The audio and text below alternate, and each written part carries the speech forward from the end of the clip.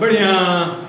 तो आज हम लोग lecture number 10 electrostatic potential and capacitance में आज हम लोग पढ़ेंगे नया टॉपिक स्फेरिकल कैपेसिटर और सिलेंड्रिकल कैपेसिटर के विषय में।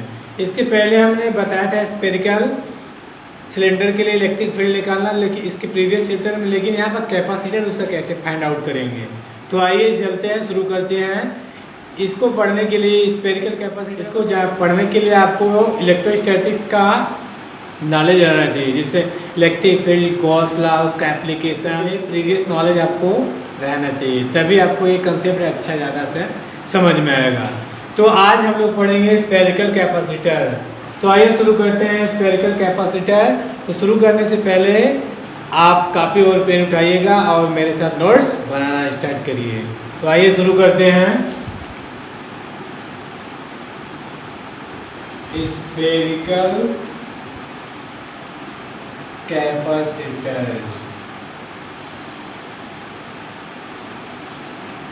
तो स्फेरिकल कैपेसिटर शुरू करने से पहले, so my name is Sunil Pal, my YouTube channel is Banaras study material. Link आपका www.बनारस स्टडी मटेरियल है, आप कहीं भी यूट्यूब पर खोज सकते हैं। तो आइए हम शुरू करते हैं स्फेरिकल कैपेसिटर। देखिए स्फेरिकल कैपेसिटर के हमने बताया आपको अभी कि इलेक्ट्रोस्टैटिक्स का नॉलेज होना चाहिए आपको, जैसे इलेक्ट्रिक फील्ड, गॉस लॉ का एप्लीकेशन, ये सब आपको नॉलेज होना चाहिए।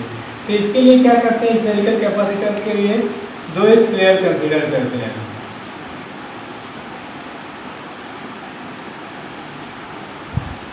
एक को ए कर देते हैं, सेकंड को बी। इसका सेंटर मान लेते हैं यहाँ पर है, पहले वाली की रेडियस ए है और दूसरे वाली की रेडियस क्या है, बी। अब ये स्फीयर जो कंसीडर किया है, कंसेंट्रिक के दोनों का सेंटर क्या है, सेम है। अब ध्यान से देखिएगा, पहला वाला क्या होता है, सॉलिड भी हो सकता है, हालो भी हो सकता है, लेकिन दूसरा वाला क्या होगा, हालो होगा। जब हालो सिलेंडर होगा तभी उसमें दूसरा सिलेंडर जाके रखेंगे। तो पहला वाला कुछ भी हो सकता है, सॉलिड भी हो सकता है, हालो, लेकिन दूसरा वाला जो होगा आपका हालो होगा। ठीक, अब मान लेते हैं फर्स्ट वाले पर चार्ज देते हैं क्या, प्लस क्यू। जब इस पे प्लस क्यू चार्ज देते हैं और सेकेंड वाले को क्या करते हैं, स्फीयर को अर्थिंग से ऐड कर देते। जैसे ही इसको अर्थिंग से ग्राउंडेड करेंगे, इस पे 0 वोल्ट पोटेंशियल होगा। इसका मतलब सेकेंड वाले जो स्फीयर होगा, इस पे जो पोटेंशियल होगा क्या होगा, 0 होगा। चार्ज 0 नहीं कह सकते, लेकिन पोटेंशियल क्या होगा, 0। जैसे ही इसको अर्थिंग से कनेक्ट करेंगे, इस पे जो पोटेंशियल होगा वो 0 हो जाएगा। अब जो पोटेंशियल 0 हो जाएगा सेम। अब इसमें इलेक्ट्रिक फील्ड की जब बात करेंगे, इसके अंदर ए के इनसाइड में electric field inside A is equal to 0। कैसे 0 होगा, according to Gauss law, E D A is equal to होता है क्यू इनसाइड अपॉन के साइलेंट 0। अब देखिए इसमें चार्ज क्या है, सेंटर अंदर है ही नहीं। जब अंदर चार्ज नहीं है तो अंदर क्या होगा, चार्ज 0 होगा। जब चार्ज 0 होगा तो इलेक्ट्रिक फील्ड क्या होगा, 0 होगा। इस फॉर्मूले गॉस लॉ के अकॉर्डिंग क्यू इनसाइड इसमें 0 होगा, इसलिए इलेक्ट्रिक फील्ड क्या होगा, ए पर, ए की जो अंदर होगा इलेक्ट्रिक फील्ड 0 होगा। सेम उसी तरह बी के बाहर, E outside B is equal to 0। इसमें भी क्या होगा, आउटसाइड में जो पोटेंशियल क्या होगा, ये आपका जब 0 होगा तो इसमें जो चार्ज बाहर 0, बाहर इसमें चार्ज नहीं होगा। जब बाहर चार्ज नहीं होगा तो इसमें क्या होगा, पोटेंशियल यहाँ पे इलेक्ट्रिक फील्ड बाहर की कंडीशन में भी 0 होगा। अब देखिए यहाँ पर प्लस क्यू चार्ज देते हैं, तो सेकेंड वाले पर हमको चार्ज नहीं पता है। जब सेकेंड वाले का चार्ज नहीं पता है तो हम कैसे पता करेंगे कि सेकेंड वाले पर चार्ज है या नहीं। तो देखिए मान लेते हैं कि दूसरा कोई स्फीयर बनाते हैं। पहले वाला का जो रेडियस है आपका ए, सेकेंड वाला का रेडियस बी है, इसलिए प्लस क्यू ए है, ए बी है। इसे प्लस क्यू चार्ज दिया गया है, मान लेते हैं सेकेंड वाले पर क्या है, माइनस क्यू चार्ज है। ठीक है, तब यहाँ पर पोटेंशियल निकालेंगे तो पोटेंशियल क्या होगा, पोटेंशियल बाहर जो होगा इलेक्ट्रिक फील्ड क्या होगा, 0 होगा। बाहर जब इलेक्ट्रिक फील्ड बाहर आपका पोटेंशियल क्या है, 0 है, तब बाहर जब पोटेंशियल 0 होगा तो अंदर की केस में इतना पोटेंशियल ले लीजिए, ई के आउटसाइड में के क्यू अपान बी, फिर यहाँ पर करिए के Q upon B is equal to 0, क्योंकि दोनों का सेपरेशन 0 होगा। यहाँ से इसको सॉल्व करेंगे के क्यू प्लस के क्यू इज इक्वल टू 0, तो यहाँ से जो क्यू बराबर आएगा -q। तो यहाँ से इंडिकेट कर रहा है कि अगर अंदर वाले को +q चार्ज देंगे तो इसके क्या आएगा आपका सेकेंड वाले को -q। अब ये चार्ज डिपेंड कर रहा है कि इसके सरफेस पे होगा कि अंदर होगा कि बाहर। तो इसके लिए भी देखिए कैसे क्या करेंगे कि सरफेस की चार्ज कहाँ पर होगा। तो इसके लिए क्या करेंगे, कोई आपका फिर से वही कंसीडर कर लेते हैं कि तो ये चार्ज आपका जो क्यू है यहाँ पर है, हमने सपोज कर लिया है सरफेस पे है, क्या कहाँ है नहीं पता, तो क्या करते हैं यही जो मेटेलिक है इसी को क्या करते हैं गॉसियन सरफेस कंसीडर करते हैं। इसी में जब गॉसियन सरफेस कंसीडर करेंगे तो गॉस लॉ के अकॉर्डिंग जो फार्मूला होता है E D A is equal to Q inside upon के एप्सिलॉन 0, तभी गॉसियन सरफेस पे इस पे इलेक्ट्रिक फील्ड क्या होगा, मेटेलिक पर 0 होगा। क्यों 0 होगा, क्योंकि यहाँ पर चार्जेस इसके अंदर क्या होगा 0 होगा, जब चार्जेस 0 होगा तो इलेक्ट्रिक फील्ड क्या होगा 0 होगा। जब इस सरफेस से इलेक्ट्रिक फील्ड 0 होगा तो इसका मतलब क्या होगा, इसमें जो चार्ज होगा इसके अंदर होगा। तो यहाँ पर आप कहिए इसके इनर साइड में क्यू के इनर साइड में क्या हो जाएगा -q चार्ज हो जाएगा। एक +q या -q दोनों का सिग्नेचर 0 होना चाहिए, मतलब +q -q बराबर 0 हो गया। Distance between two plate is equal to 0। तब यहाँ से पता हो गया कि अगर ये +q है तो सेकेंड वाले के सरफेस के अंदर क्या होगा -q चार्ज होगा। या सेकेंड दूसरे भाषा में आप कह सकते हैं कि सपोज करेंगे 2 स्फीयर है, पहले सेंटर इसका मान लेते हैं O है, पहले स्फीयर की जो रेडियस है सेकेंड स्फीयर की रेडियस b है।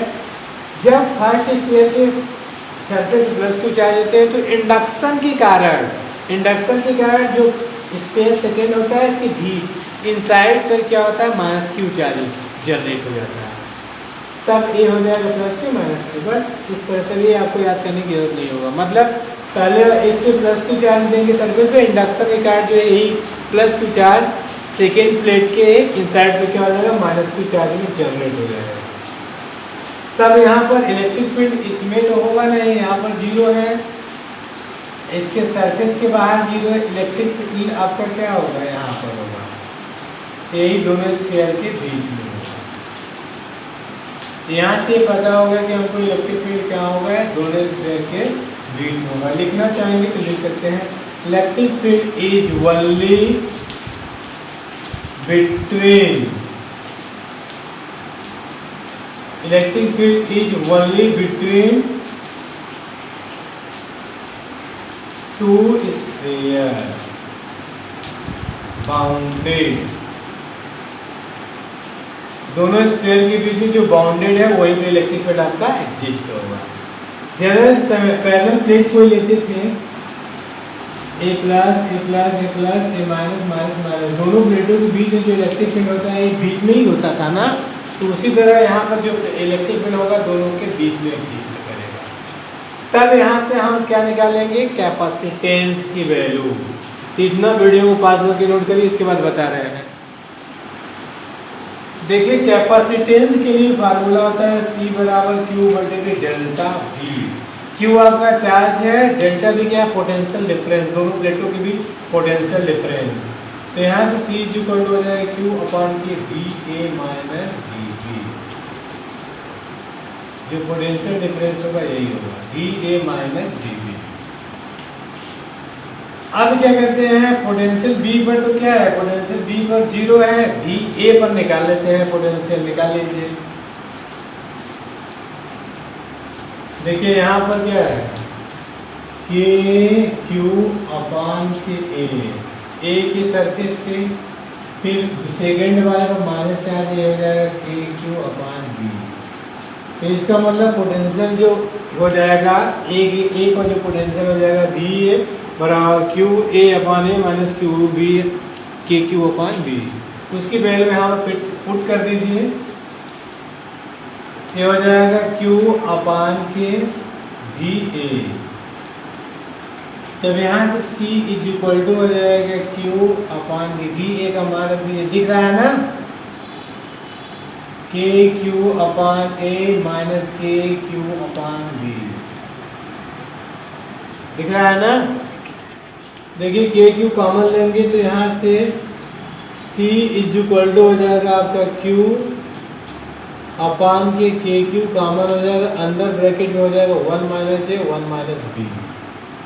ठीक, यहाँ से Q से Q कैंसिल हो जाएगा, C इज इक्वल टू हो जाएगा 1 अपान के, यहाँ से एलसीएम ले लेंगे हो जाएगा B माइनस ए अपान के ए बी। अब ए बी ऊपर चला जाएगा, K की वैल्यू होती है 1 अपान 4 पाई एप्सिलॉन 0, तो 1 अपान के की वैल्यू हो जाएगी 4 पाई एप्सिलॉन 0। तो यहाँ से C इज इक्वल टू हो जाएगा आपका 4 पाई एप्सिलॉन 0 ए बी अपान के B माइनस ए। तो यही आपका स्फेरिकल कैपेसिटर के लिए कैपेसिटेंस का मान हो जाएगा। जब ये टू कंसेंट्रिक सर्किट स्फेयर लेंगे, दोनों का सेंटर सेम है, तो वहाँ पर जो कैपेसिटेंस की वैल्यू होगी यही C बराबर 4 पाई एप्सिलॉन 0 ए बी अपान के B माइनस ए। तो इस तरह से आप एक फाइंड आउट कर सकते हैं। नोट कर लीजिए। तो देखिए फिर से देख लीजिए, लिखेंगे related to sphere of A and B. First sphere की जो रेडियस है ए, सेकेंड की बी है। जब फर्स्ट स्फीयर पे इसके सरफेस +q चार्ज होते हैं, तो +q चार्ज इंडक्शन के कारण इसके प्लेट B के इनसाइड प्लेट पर -q चार्ज जनरेट कर देता है। जब ये -q चार्ज जनरेट कर देता है तो B को क्या किए हैं, अर्थिंग से किए थे ग्राउंडेड से, तो इसके पोटेंशियल क्या आएगा 0। पोटेंशियल B पर 0 हो जाएगा। इनसाइड A का इलेक्ट्रिक फील्ड 0 होगा, क्योंकि इसमें गॉस लॉ के अकॉर्डिंग इनसाइड में कोई चार्ज नहीं है, इसलिए यहाँ पर इलेक्ट्रिक फील्ड 0 होगा। यहाँ पर अंदर की तरफ में सेम इसी तरह आउटसाइड की कंडीशन में इसमें बाहर की तरफ कोई चार्ज नहीं है, इसलिए पोटेंशियल 0 है, इसलिए यहाँ आउटसाइड में इलेक्ट्रिक फील्ड क्या होगा 0 होगा। तब क्या करेंगे, अब यहाँ पर हमको इंडिकेट कर रहा है ए और बी जो स्फीयर है, इन्हीं दोनों के बीच में इलेक्ट्रिक फील्ड जनरेट होगा। तो लिखेंगे E is only between two sphere bounded, दोनों स्फीयर के बीच जो बाउंडेड है वहीं पर आपका इलेक्ट्रिक फील्ड जनरेट होगा। तब वहाँ से कैपेसिटेंस की वैल्यू दोनों प्लेटों के बीच, दोनों स्फीयर के बीच निकालेंगे, C बराबर Q बटे डेल्टा बी, जहाँ डेल्टा बी पोटेंशियल डिफरेंस है, potential difference VA minus VA। मतलब पहले वाली की पोटेंशियल कर लीजिएगा VA और दूसरे वाली की पोटेंशियल कर लीजिएगा VA। तो दूसरे वाली की पोटेंशियल 0 है, यहाँ पे बचेगा C बराबर Q VA potential difference second वाले का निकाले थे। क्या निकाले थे, पोटेंशियल डिफरेंस VA के लिए के क्यू अपान के ए, यहाँ से यहाँ तक के लिए, फिर यहाँ से यहाँ तक के लिए हो जाएगा -q अपान के बी। तो यही VA का मान रख देंगे। तो यहाँ पर क्या करेंगे, इस VA का मान यहाँ पर रख देंगे, VA का मान यहाँ पर रख देंगे। इसको सॉल्व करेंगे, सॉल्व करने के बाद जो कैपेसिटेंस की वैल्यू आएगी यही आपका C बराबर 4 pi epsilon 0 A B upon B minus A. तो इस तरह से आपका स्फेरिकल कैपेसिटर की कैपेसिटेंस की वैल्यू निकल जाएगी। नोट कर लीजिए। इसके बाद दूसरा बता रहे हैं सिलेंड्रिकल कैपेसिटर। हाँ तो देखिए दूसरा उसी में है आपका सिलेंड्रिकल कैपेसिटर।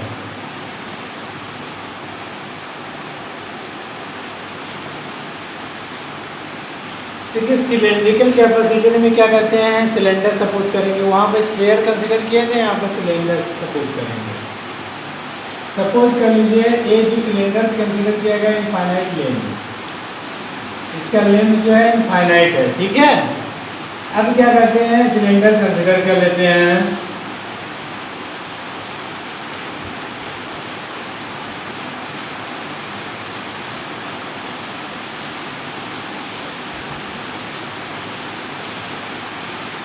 कंसेंट्रिक सिलेंडर होगा, दोनों का क्या होगा, सेंटर क्या होगा, सेम होगा।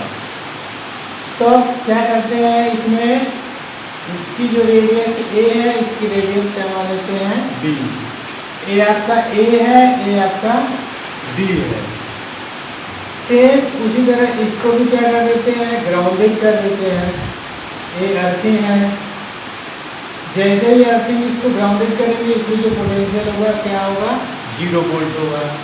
सेकेंड वाले पर क्या होगा, पोटेंशियल आपका 0 वोल्ट हो जाएगा। अब क्या कहते हैं, सिलेंडर है तो क्या होगा, सिलेंडर के लिए बताया गया था आपको, वहाँ पर क्या होता है, charge per unit length consider करते हैं।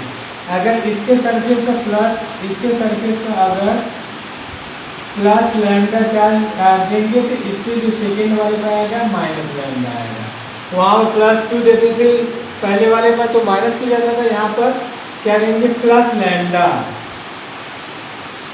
इस पे क्या कर देंगे प्लस लैम्डा, तो इस पे क्या आ जाएगा माइनस लैम्डा। ठीक है, सेम प्रोसेस उसमें भी, जैसे उसमें था सेम प्रोसेस इसमें भी होगा।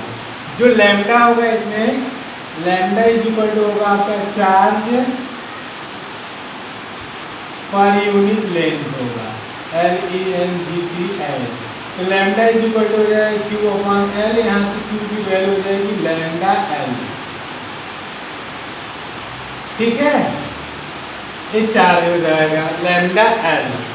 अब क्या होता है, सेम वही प्रोसेस, सेकेंड पोटेंशियल क्या है 0 है, तो इनसाइड ए वाले पर जो इनसाइड में अगर देखा जाए गॉस लॉ के अकॉर्डिंग, इसमें भी क्या होगा, इलेक्ट्रिक फील्ड 0 होगा। Electric field inside A is equal to 0 और electric field outside B is equal to 0। जैसे उसमें था इलेक्ट्रिक फील्ड इनसाइड में ए 0 होगा, बी में 0 होगा। इसका मतलब इलेक्ट्रिक फील्ड जो होगा इन्हीं दोनों के क्या होगा, बीच में होगा, इसके बीच में होगा। ठीक है, तो लैम्डा की वैल्यू ए क्यू बराबर लैम्डा एल, ये चार्ज आपका है। अब क्या करते हैं, हमको कैपेसिटेंस का मान निकालना है। देखिए कैपेसिटेंस के लिए फार्मूला आप जानते हैं, क्या जानते हैं, C बराबर होता है आपका Q बटा के डेल्टा V। C होता है Q अपॉन डेल्टा V, जहाँ डेल्टा V आपका पोटेंशियल है। अब क्या करते हैं, कुछ समय के लिए मान लेते हैं इनफाइनाइट लेंथ है, कुछ समय के लिए मान लेते हैं इसका थोड़ा लेंथ कंसिडर करते हैं, यहाँ से यहाँ तक जूम कर लेते हैं, यहाँ से यहाँ तक इसकी लेंथ कंसिडर कर लिए क्या है, L है। जब इसका लेंथ यहाँ से यहाँ तक L कंसिडर कर लिए तो जो C बराबर Q अपन डेल्टा V लगा है, पोटेंशियल डिफरेंस निकालने के लिए एक फार्मूला आपको बताया गया होगा। अब क्या होगा, इस सरफेस पर क्या होगा, गॉस फार्मूले के अकॉर्डिंग इस पर क्या निकालते हैं, इलेक्ट्रिक फील्ड निकालते हैं। तो देखिए सपोज करेंगे क्या है, सिलेंडर है, यहाँ से यहाँ रेडियस आ रहे हैं, यहाँ पे इलेक्ट्रिक फील्ड E है, इसकी लेंथ क्या है L है। जब एक क्लोज सर्किट के लिए तो गॉस लॉ के अकॉर्डिंग फार्मूला होता है E dot D is equal to Q inside upon के एप्सिलॉन 0। इसके अकॉर्डिंग इसको जो निकालेंगे इलेक्ट्रिक फील्ड E हो जाएगा, एरिया हो जाएगा इसका 2 पाई RL बराबर Q इनसाइड, टोटल चार्ज मान लेते हैं Q देते हैं, Q अपॉन के एप्सिलॉन 0, जो Q की वैल्यू है QL है। यहाँ से E बराबर हो जाएगा आपका Q की वैल्यू रख दीजिएगा लैम्डा L अपॉन के आपका 2 पाई RL एप्सिलॉन 0, L से L कैंसिल हो जाएगा। यहाँ से इलेक्ट्रिक फील्ड की जो वैल्यू आएगी lambda upon 2 pi epsilon 0 R। तो एक सिलेंडर कंसिडर किया गया, इस सिलेंडर के थ्रू क्या करते हैं हम, यहाँ पर इलेक्ट्रिक फील्ड निकालेंगे लैम्डा पर 2 पाई एप्सिलॉन 0 R। अब क्या करते हैं, इसके बाद हम क्या करेंगे, पोटेंशियल डिफरेंस। देखिए पोटेंशियल डिफरेंस के लिए फार्मूला आप जानते हैं, delta V is equal to होता है इंटीग्रेशन माइनस EdR। अब यहाँ पर डेल्टा V अगर तो इसका मॉड ले लेंगे, delta V is equal to हो जाएगा आपका EdR। यहाँ पर E का मान रख दीजिए, delta V is equal to हो जाएगा E का मान रख देंगे लैम्डा अपान के 2 पाई एप्सिलॉन 0 R dr। अब देखिए इसकी मैक्सिमम वैल्यू क्या होगा, A से B, मतलब लोअर लिमिट आपका क्या होगा, A होगा, अपर लिमिट क्या होगा, B होगा, A B। तो यहाँ से जो पोटेंशियल डिफरेंस आपका डेल्टा V की वैल्यू आएगी, क्या कांस्टेंट है आपका lambda upon 2 pi epsilon 0 constant है। ये आपका A, ये आपका B आपका हो जाएगा 1/k r/dr। इसका इंटीग्रेट करके बताइए। तो देखिए ये पोटेंशियल डिफरेंस जो आपका लिखे हैं delta V is equal to lambda upon 2 pi epsilon 0 A से B 1/r/dr। इसको क्या करेंगे, अगले स्टेप में हो जाएगा लैम्डा अपान के 2 पाई एप्सिलॉन 0। इसका इंटीग्रेशन हो जाएगा, करेंगे तो हो जाएगा log r लिमिट b से a। लिमिट ऑपरेट कर देंगे तो हो जाएगा आपका लैम्डा अपान के 2 पाई एप्सिलॉन 0। इधर आपका वही पोटेंशियल डिफरेंस, लिमिट ऑपरेट करेंगे हो जाएगा log b minus log a। अब क्या करेंगे, इसको एक साथ लिख देंगे। तो यहाँ से देखिए जो पोटेंशियल डिफरेंस आपका आएगा क्या, delta V is equal to हो जाएगा लैम्डा अपॉन 2 पाई एप्सिलॉन 0।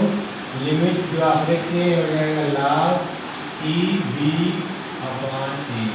ये फार्मूला होता है log B माइनस A मतलब B बाई A। तो वहाँ से जो पोटेंशियल डिफरेंस की वैल्यू निकाले यहाँ पर रख दीजिए। C बराबर Q का मान लैम्डा L, डेल्टा V का मान लैम्डा अपॉन के 2 pi epsilon 0 log E B by A। Lambda से लैम्डा कैंसिल हो जाएगा, बचेगा क्या, C L को इधर डालते हैं, C बराबर हो जाएगा 2 पाई एप्सिलॉन 0 अपॉन के log EB अपॉन A। तो यहाँ से कैपेसिटेंस का मान नहीं निकलेगा, कैपेसिटेंस पर यूनिट लेंथ, जो कैपेसिटेंस पर यूनिट लेंथ होगा आपका C अपॉन, ये आपका यहाँ से लिखेंगे क्या, capacitance per unit length. C0 is equal to C upon L is equal to हो जाएगा 2 पाई एप्सिलॉन 0 अपॉन के log EB अपॉन A। यही सिलेंडर के लिए आपका क्या हो जाएगा, कैपेसिटेंस पर यूनिट लेंथ के लिए। यहाँ से डायरेक्ट कैपेसिटेंस न निकले, capacitance per unit length is equal to 2 pi epsilon 0 log EB minus A। तो नोट कर लीजिए। तो देखिए एक बार फिर से बता देते हैं क्या करेंगे। सिलेंडर कैपेसिटर में इनफाइनाइट लेंथ तक का आपका सिलेंडर कंसीडर किया गया है। एज्यूम किए हैं कि 2 सिलेंडर हैं, दोनों का सेंटर क्या है, सेम है, पहला वाला सिलेंडर A है, दूसरा वाला सिलेंडर B। इनफाइनाइट लेंथ है। अब क्या करते हैं, फर्स्ट वाले सिलेंडर पर जो चार्ज दिए हैं लैम्डा L, तो इंडक्शन का जो B वाला होगा उससे क्या होगा, माइनस लैम्डा L होगा। और इसको अर्थिंग से कनेक्ट कर दें तो पोटेंशियल क्या होगा, 0 होगा। इसका रेडियस A है, इसका रेडियस सेकेंड वाले का B है। हमने कंसिडर किया कि छोटा सा लेंथ, इसका छोटा सा भाग कंसिडर किया है, इसका लेंथ क्या है, L है। तो lambda is equal to charge per length, charge per unit length, charge lambda is Q upon L। तो यहाँ Q अपॉन L से Q बराबर लैम्डा L हो जाएगा। हमने कंसिडर किया है कि ये सिलेंडर है जिसकी लेंथ L है, इसका रेडियस यहाँ से R है, इलेक्ट्रिक फील्ड E है, चार्ज और इसमें जो चार्ज है Q है। तो Gauss law EDA is equal to Q inside upon epsilon 0 से यहाँ से इलेक्ट्रिक फील्ड निकाले हैं। EDA इसके एरिया इसका होगा 2 पाई R है सिलेंडर का, फिर Q यहाँ पर चार्ज है एप्सिलॉन 0, यहाँ से इलेक्ट्रिक फील्ड का मान आएगा E बराबर lambda upon 2 pi epsilon 0 R। अब इसके बाद पोटेंशियल डिफरेंस के लिए फार्मूला होता है डेल्टा V बराबर माइनस EDR। यहाँ पे प्लस पॉजिटिव है, मतलब इसको मॉड ले लेंगे तो पॉजिटिव साइन इंडिकेट हो जाएगा, चार्ज में माइनस साइन और प्लस साइन इंडिकेट नहीं करेगा, पोटेंशियल आपका प्लस में होगा। तो delta V is equal to A to B, या क्योंकि यहाँ A से चलेंगे B तक जाएंगे, उसी के अंडर रहेंगे बाउंडेड। यहाँ E का मान रखते हैं लैम्डा अपॉन 2 पाई एप्सिलॉन 0। ये वेरी कर रहा है डिफरेंस R पर, इसलिए R के रिस्पेक्ट में इसको इंटीग्रेट किया गया है। इंटीग्रेट करने के बाद लिमिट ऑपरेट कर दिए हैं। लिमिट ऑपरेट करने के बाद डेल्टा V पोटेंशियल डिफरेंस का मान निकाले हैं। फिर कैपेसिटेंस C बराबर Q अपॉन डेल्टा V में यहाँ Q का मान यहाँ से लिए हैं, डेल्टा V का मान वहाँ से। तो यहाँ C का मान जो आएगा, C का डायरेक्ट नहीं मान आएगा, कैपेसिटेंस पर यूनिट लेंथ में आएगा। यहाँ कंसीडर किए capacitance per unit C0 = 2π/0 log e⁻ अब यहाँ पे क्या किए हैं, इलेक्ट्रिक फील्ड इंसर्ट, क्योंकि इसके अंदर क्या है, चार्ज कुछ नहीं है, तो यहाँ पर इलेक्ट्रिक फील्ड 0 होगा। सेम उसी तरह यहाँ इलेक्ट्रिक फील्ड बाहर से चार्ज कोई नहीं है, तो इलेक्ट्रिक फील्ड क्या होगा, आउटसाइड में भी 0 होगा। तो इस तरह से आपका कैपेसिटेंस का पर यूनिट लेंथ निकाल लेंगे, तो नोट कर लीजिए, इसके बाद बता रहे हैं।